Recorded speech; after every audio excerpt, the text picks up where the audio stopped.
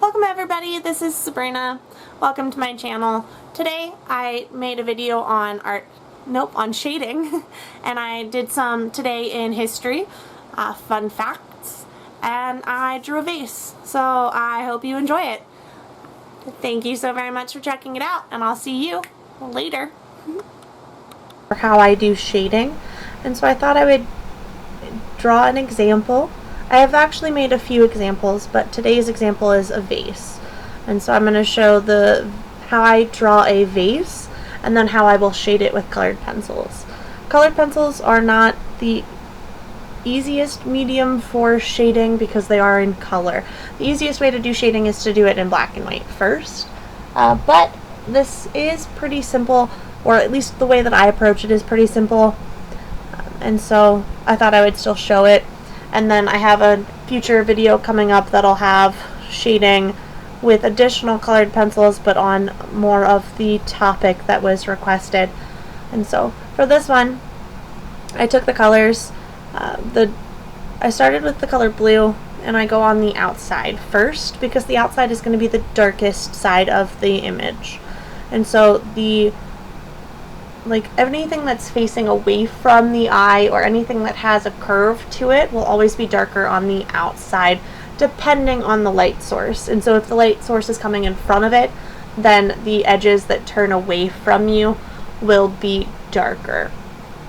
And so I started showing that by just coloring the outside of the vase here.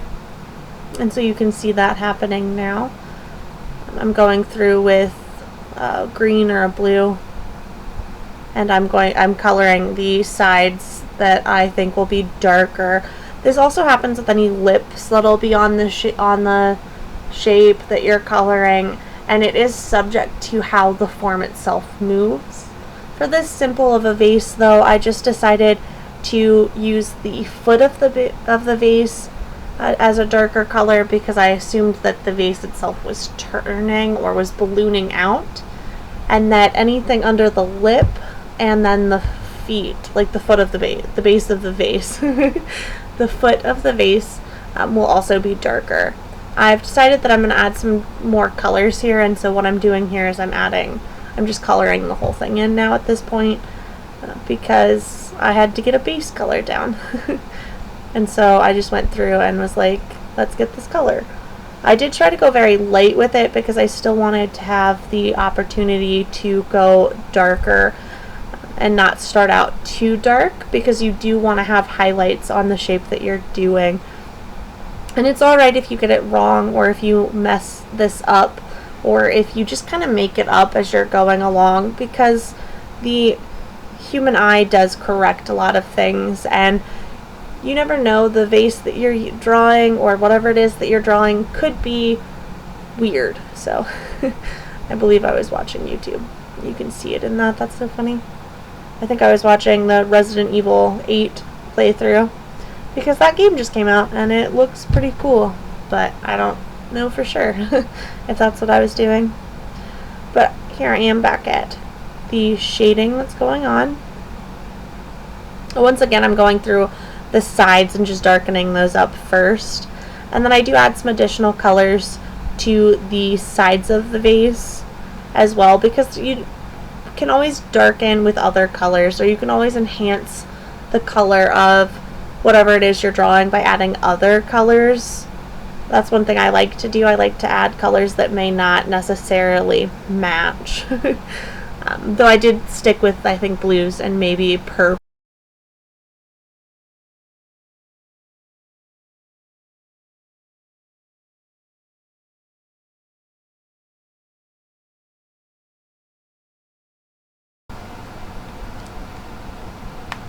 While we are watching this coloring happen or unfold, I do have some art advice for today. We're going to start with, okay, so don't be too hard on yourself. I know a lot of artists that are very, very hard on themselves. I have a lot of friends who are always like, I'm not artist. I'm just doing this and it's not great, or like they always do that whole I hate this, I hate this, I hate this, I'm the worst, which is fair. It's part of the artistic process. We tend to hate the things that we're working on because we're the ones watching it and we're up close and personal with it, and we don't tend to take enough steps back, and so we don't tend to break away from that kind of negative thought, because things, when you have them in your mind, tend to look different than when you put them on paper, at least for me. And I used to be very upset about a lot of the stuff that I worked on. A lot of the things that I made was like they were never good enough. But I've started recently just deciding that it's going to turn out how it turns out, and that you are more talented than you give yourself credit for, and more skilled than you believe. And this is true for all artists. We get way too personal and way too up close in our artwork, and we just want it to be perfect. And it's okay that it's not, because we're all still learning. Doesn't matter if you've been at this 100 years or if you've been at it for 10 seconds. You're learning and you're going to get better. And so you do want to just let yourself have the benefit of the doubt. You want to give yourself some leeway and give yourself some credit where credit is due. And then you shouldn't compare yourself to other artists. A lot of people do that, and you see it in the artist community all over, that people are constantly comparing artists. It happens a lot in the YouTube community as well, or the streaming community, where artists will be working on things and they'll get comments or like critiques where they're like, oh, this reminds me of this, or this looks like this artist, or so-and-so can do it better, or so-and-so has a better style, or I prefer this. And that's fine if you do, but you shouldn't compare yourself to other artists, and you shouldn't take anyone's critiques too hard, because art is about enjoyment.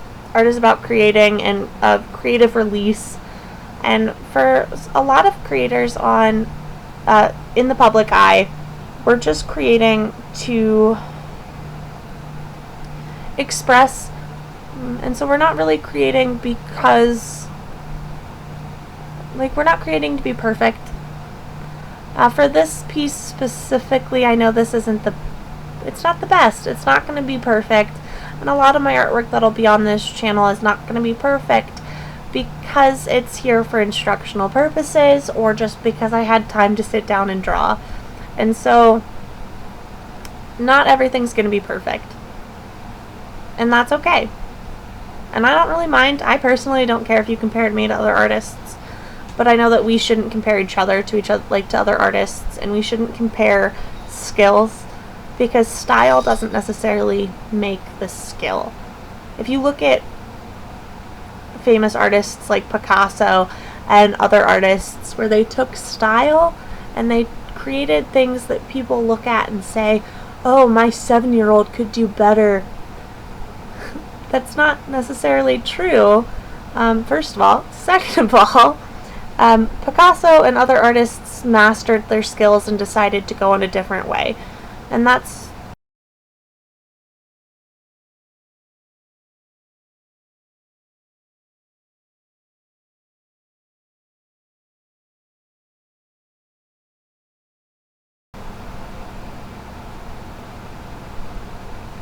on a separate note, on a fun just anecdote of the day.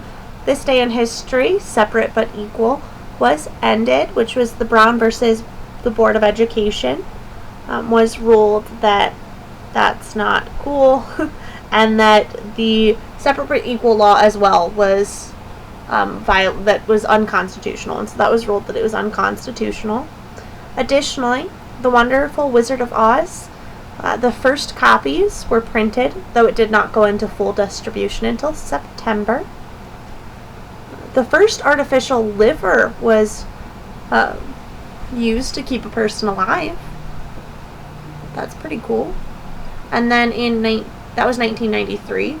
And then in 1985, William Fuqua sat for 24 hours on a motorcycle and broke the world record for motionlessness. Ooh, today was also this day in history. In 1973, the hearings began on Watergate for the Richard Nixon scandal. Ooh. In 1971, Washington State made it illegal to discriminate on hiring basis based on sex, age, marital status, race, creed, color, or national origin. That law eventually went into effect in July. That's pretty cool. Oh, and then in 1967, Tennessee repealed its law banning the teachings of Darwin's theory of evolution. So that's a pretty lot of things that happened today on May 17th, the date, in case this doesn't go up today. Alright, and what we're seeing here is I'm going back in on the edges and just darkening everything up and making it just a little bit more dramatic so that you can see the shading go into effect. I'm not really sure what else to say about this piece specifically. Just that I enjoyed working on it. I was doing other things while doing this piece, but I just wanted to show a very simplified